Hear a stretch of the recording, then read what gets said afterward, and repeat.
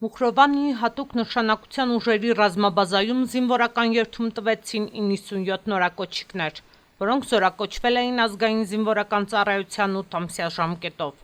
Նորակոչիկները արտասանեցին զինվորի հավատոհան գանակը եւ ստացան դասընթացի հաջող ավարտի վկայականներ։ Միջոցառմանը ներկա էր հատուկ գործողությունների հրամանատար գնդապետ Թեյմուր Ասկլատեիշվիլին։ Իր ելույթում նա շնորհավորեց նորակոչիկներին նախնական մարտական պատրաստվածության դասընթացը հաջողությամբ ավարտելու կապակցությամբ եւ շնորհակալություն հայտնեց դասընթացի հրահանգիչներին իրենց քրտնաջան աշխատանքի համար։ Երթման արարողությանը ներկա էին նաև նորակոչիկների ընտանիքի անդամները եւ հարազատները։ Միջոցառումից հետո ծնողներին հնարավորություն տրվեց այցելել եւ զրուցել իրենց երեխաների հետ։